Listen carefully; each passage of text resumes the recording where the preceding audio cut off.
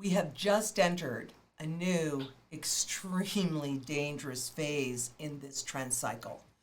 With the Fed's fighting inflation and the Inflation Reduction Act now in law, it's going to get real interesting out there. We're going to talk about that today and ever so many more things coming up.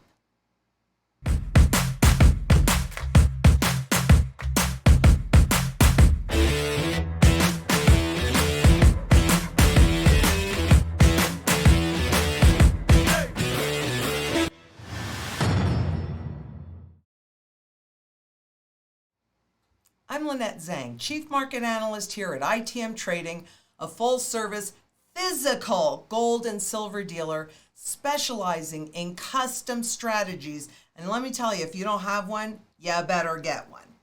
And by the way, this is a critical piece that I'm doing today. So make sure that you share. If you haven't subscribed yet, you better do it because things are counting down to the finish and you need to be in the know. So let's just get right to it. You know, central banks on a global basis are hiking to try and, well, it says tame inflation. That's not the real reason. We're going to go into that. But the monetary policy cycle is now increasingly synchronized around the world. So you might recall that back in 2008, that's when the synchronization of the global system really started to come to fore, with central banks letting Wall Street and the banks know what they were going to do, their forward guidance, which, as you know, if you've been watching me, that they have recently stopped. But what this really means is that this is a global issue. You know that. Are you ready for it? Because it really doesn't matter where it starts. It can start in China. It can start in Europe. It can start in the Middle East. It can start anywhere. And it can come home to roost right here, right on your doorstep. They also talk about stable prices are a crucial prerequisite for sustained economic growth. You know, we've talked about this too. What do they really mean by stable prices? Now, if you were an eye and any normal person hearing it, they go, well, yeah, they're fighting inflation. They don't want those prices to go up. But what they're really talking about is the employee's ability to demand more money for the work so that it goes into a wage price spiral because corporations will pass those costs on. So what they're really actually saying in here is that workers that are requiring increased pay to handle inflation must be stopped. They must raise that unemployment so that workers do not ask for more money. No, that's why you can have a K-shaped recovery, right? With all the money and that income and wealth inequality, all that extra profitability goes to the top echelon, the 1%, and everybody else gets whatever's left. So we must not have those workers be able to ask for a reasonable salary. But monetary policy can't resolve the remaining pandemic-related bottlenecks in the global supply chains and disruptions in commodity markets due to war in Ukraine. It can, however, slow overall demand. So here what they're telling you is they really can't fight the inflation. All they can do is lower demand by increasing interest rates, which means all those corporations that have all of that debt that they have to service, and they're going to be rolling that debt over into higher interest levels, well, they're going to have to lay people off. And it's been quite interesting. We've talked about this recently. It's been quite interesting because on the one hand, we're seeing lots of layoffs, particularly in the real estate sector and the technology sector. But at the same time, you walk down Main Street and what do you see? Help wanted, help wanted, help wanted. So we're in an extraordinarily interesting period because we're at the end of this currency's life cycle. I mean, it truly is as simple as that. But I want you to really keep this in mind because this is one of the things that makes it precarious. And I've told you this so many times, but it's really simple. There's only one way to fight inflation, and that's with deflation. And conversely, there's only one way to fight deflation, and that's with inflation.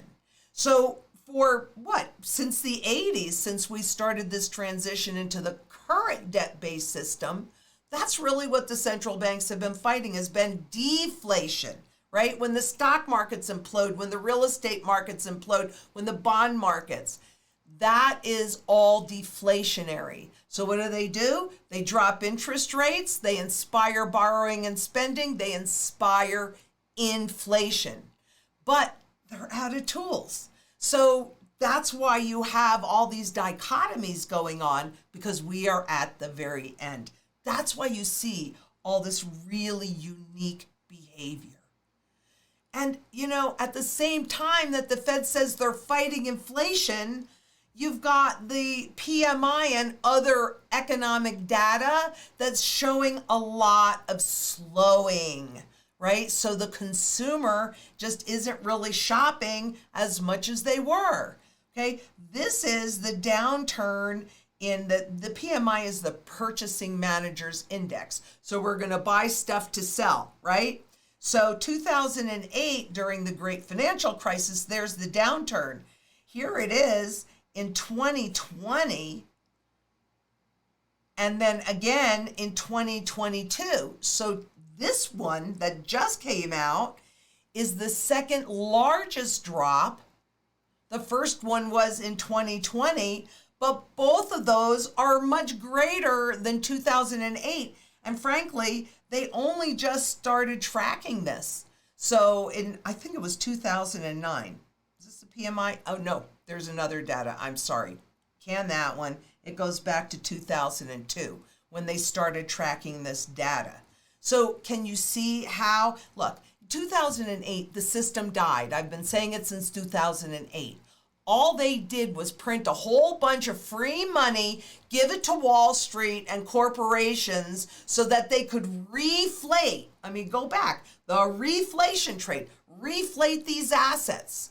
So over all those years, and the Federal Reserve and the central banks are saying, oh, we just can't hit our 2% target. Darn it. Well, we knew once they went to an average that inflation was on its way, because that inflation was held in the markets. That's where it was held, quite simply. Is there a crash landing ahead? Okay. According to the IMF, there is a huge number, as you can see, of global central banks that are tightening policy, and that means making it harder to borrow by raising rates and maybe some other policies. You can see where all the loosening was from 2018, because we were being pushed into a recession this was the period when the central bank, the Federal Reserve, was trying to run off its balance sheet and raise the interest rates. They couldn't do it then, and quite honestly, they can't do it now. They've got to do it for their credibility. We'll talk more about that in a minute. But, they have gotten Wall Street addicted to free money. You cannot just pull that punch bowl away. And what about consumers? Consumers this time, unlike 2008, they could have never gotten away with just bailing out Wall Street and the banks. They absolutely had to do something different this time. So they gave a pittance, comparatively speaking, to the people in the form of stimulus so that they could keep shopping and keep those corporate profits going. We saw all of that. But now they're in a tightening mode. What's going to be interesting to see is how far they can tighten before they have to do a pivot and loosen again. Because they have said it repeatedly, and it's just true. How do they stimulate borrowing? By dropping interest rates. Well, when you're anchored near zero, then that's why you go into negative rates. So woohoo! The ECB now has the rates at zero, but they're still not positive.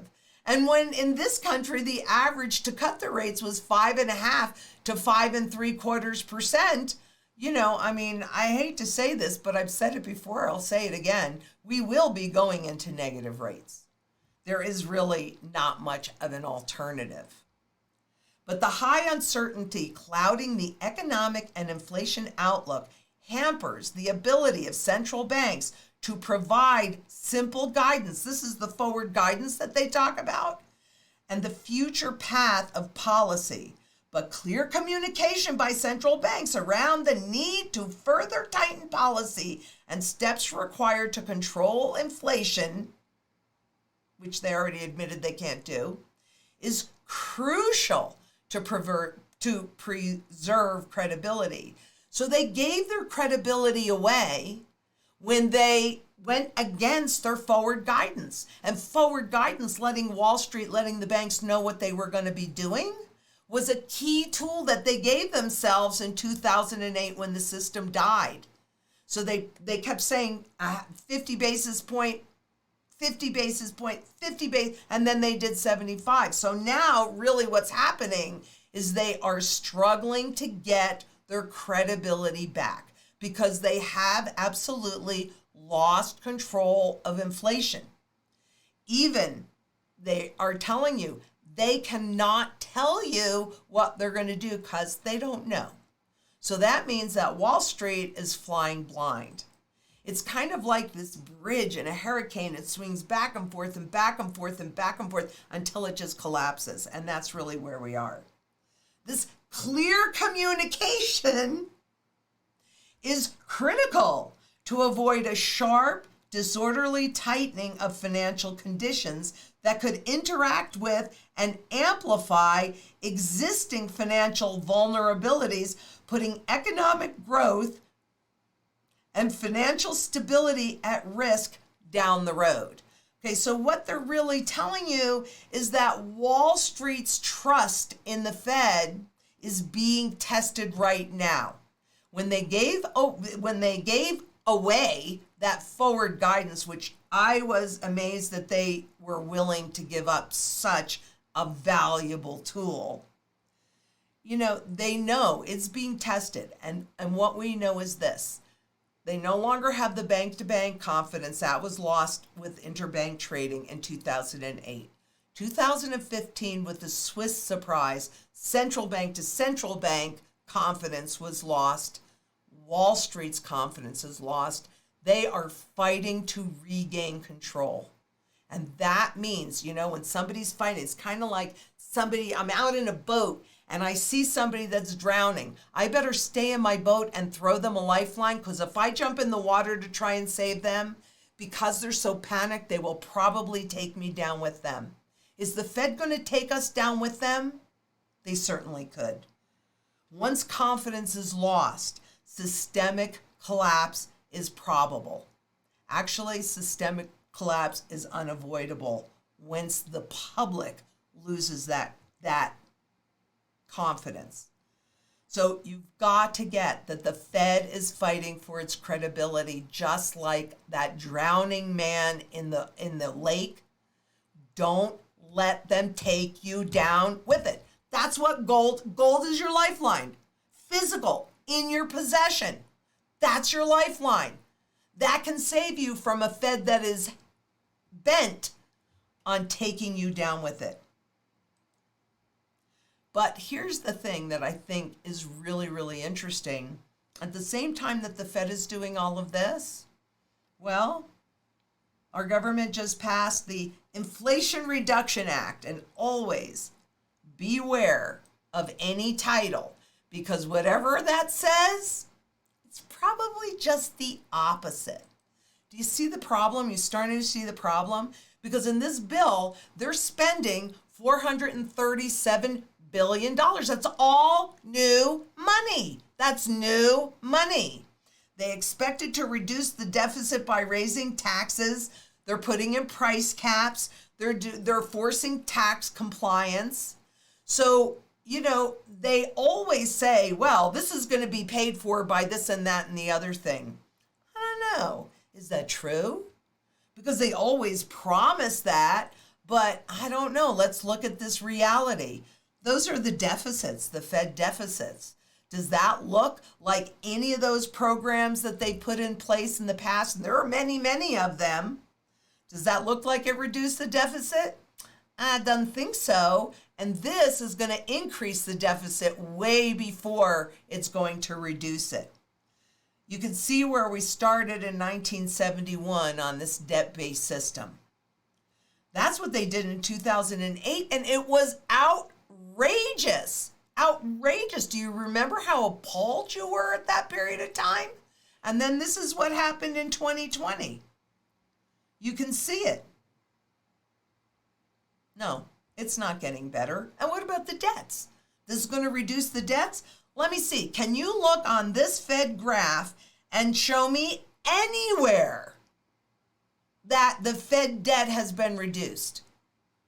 It's easy to spend other people's money. This is taxpayer money. This is taxpayer money. Because when you reduce the deficits, what that really means is that you are not only spending all of the taxpayer money that comes in, but ever so much more. And we are paying interest on these. So I don't know. I mean, you've got to do what you think is right for you to do. But the handwriting is on the wall, very, very clearly on the wall. Do you really think, well, I don't know, let's kind of dig into this. Let's dig into this a little bit more. Then you can have your opinion. Then, and by the way, don't forget that the links to all of this research is in the blog, as is a piece that I wrote about this. So it'll kind of create a little meat around it. But today, this is the one that just started in 2009. The private sector activity contracts again in August.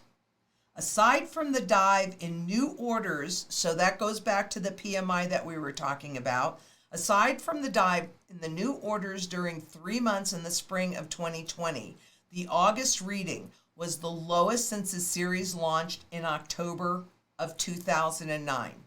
So all of this inventory that the stores have managed to build up as we were going through the supply chain issues and people had all this stimulus money to spend, and spend it they certainly did. Savings is back to actually lower than it was before it started. But this is also happening on a global basis. UK economy grinds to a near halt on the back of dwindling customer demand.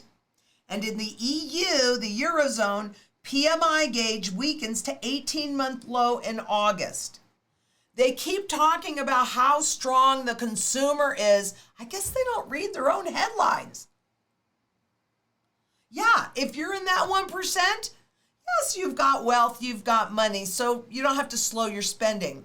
But the 99%, they're slowing their spending because you have to, if it's choice between putting gas in your car or food on the table, that's a hard choice for most people to make. Very hard choice. So let's take a look at what's in that bill just briefly.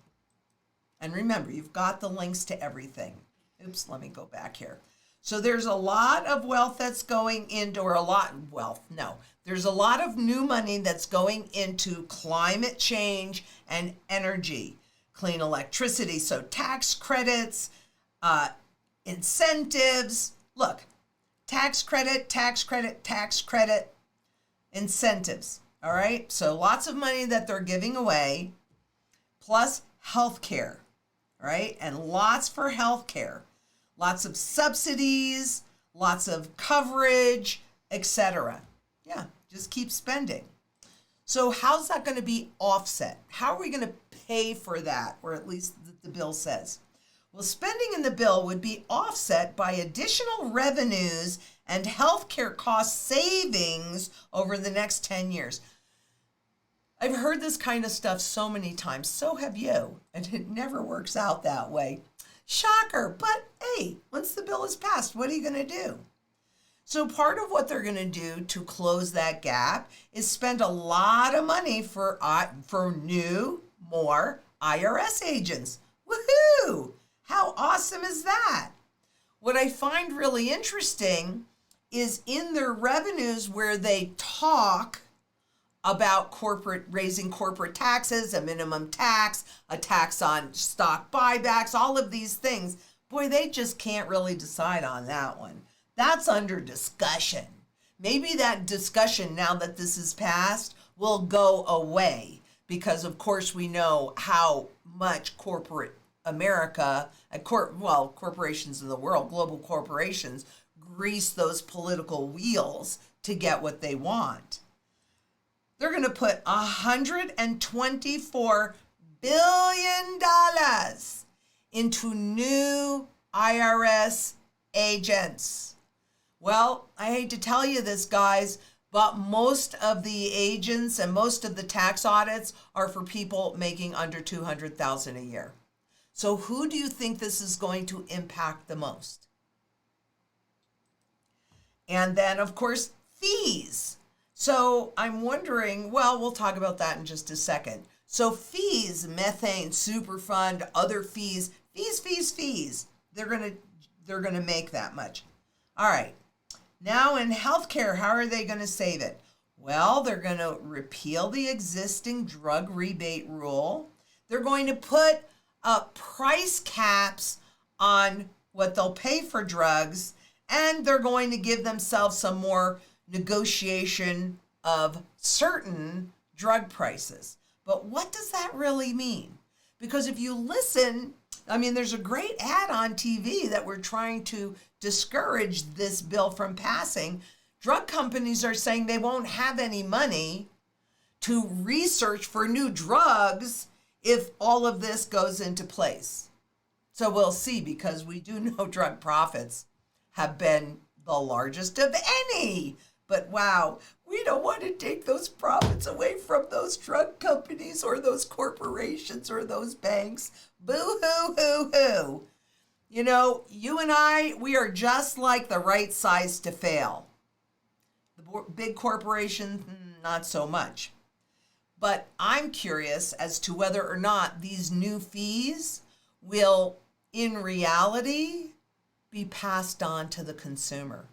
So even though they're saying that they're not going to raise taxes on anyone making over $400,000 a year, that is where they put the line on the wealthy and then the middle class. The reality is any of these costs in one way or another, any time that they're making less money, those fees, those costs are going to be passed through to the consumer, and prices will go up. I don't give a crap what they say. Just wait and watch. I mean, if you've lived, does it cost you less now to live than it did a year ago, 10 years ago, 20 years ago, 40 years ago? And the reality is the Inflation Reduction Act won't curb inflation over the short run. Right? Well, so the Fed is battling inflation and raising rates to do the only thing they can do, which is diminish demand, at the same time that the bill that was just passed is going to be creating all sorts of new money. So no, it's not. It's not going to reduce inflation, not in the short term. And here, I'll put my neck on the line. Not in the long term either, because we won't even get that far. So naming it anti-inflation is a joke. This is going to be a very inflationary almost immediately, because we are printing billions of dollars. This is not rocket science.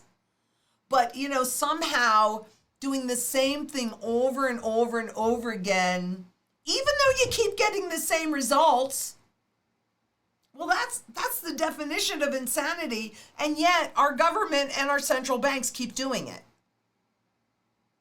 You want to go down with the ship? If you don't, get physical gold and silver in your possession. Because the question is, really, how is this going to affect those Fed policies? With all of this new inflationary impetus coming in, are they going to get more aggressive with raising rates because they are battling for their credibility?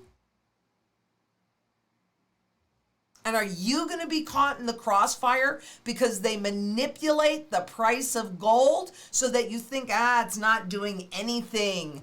It's doing everything. It's your wealth insurance. Let me just remind you, this is back in 93. Let me just remind you of the fabulous Alan Greenspan. And you might recall my mother always used to say, But Lynn, don't you think he's smarter than you? Don't you think he's smarter than you? And I used to tell her, well, Mom, if he believes the garbage coming out of his mouth, then frankly, no, he is not smarter than me. But I don't think he did because, of course, you know, he said something different before he became the Fed chair, and he said many things different after trying to save his legacy. Alan, too late. Too late. But he brought this up in an FOMC meeting minute where they plan the rates.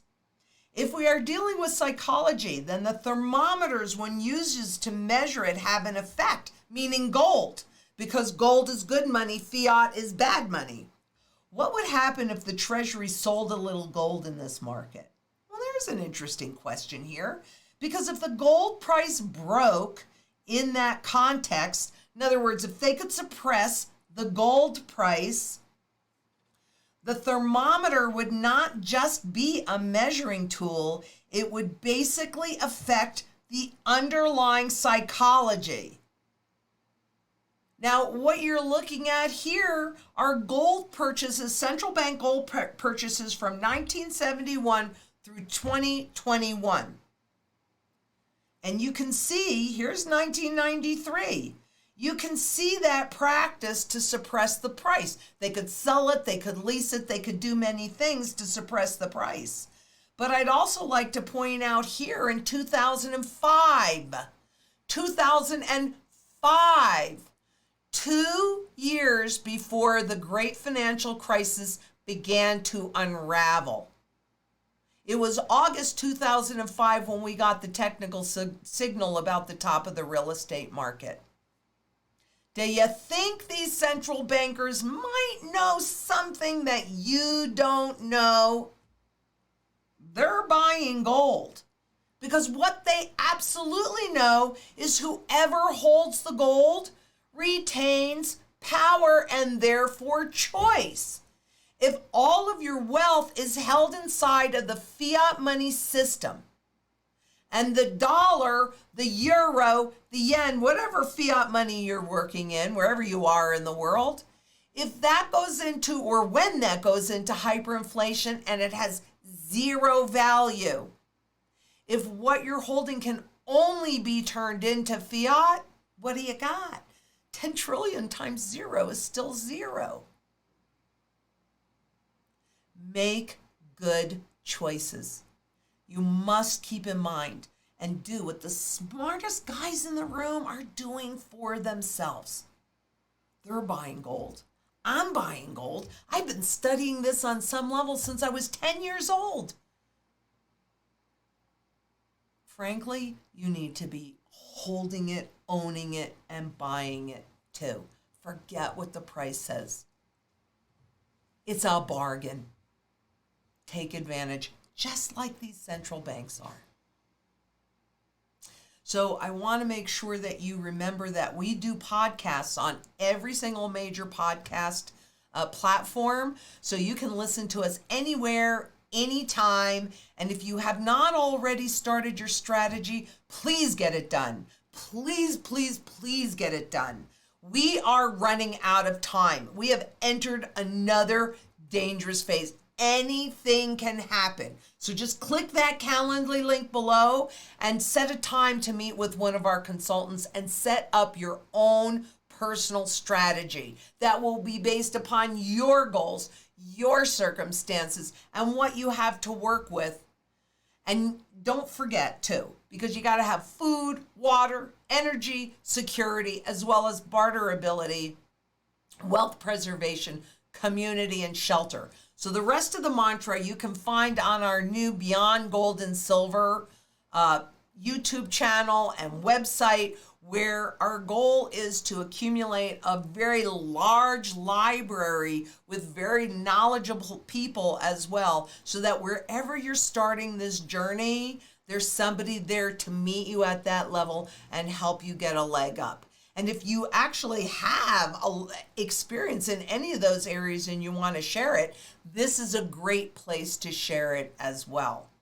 So if you haven't already, make sure you subscribe, give us a thumbs up, leave us comments, Share, share, share, share, share. And if you want to see behind the scenes of my urban farm and also of my bug out location, just follow me on Instagram at Lynette Zang, as well as Twitter. And remember, we will never, ever, ever ask you for any level of money, through a tweet or anything like that. So if they do, they're not me. Okay, so please beware of those fakers out there that are just, I would not want their karma. I'll just say that. So leave us a review on Apple or Spotify. Listen to us anywhere. Leave us a comment. And until next we meet, please be safe out there. Bye-bye.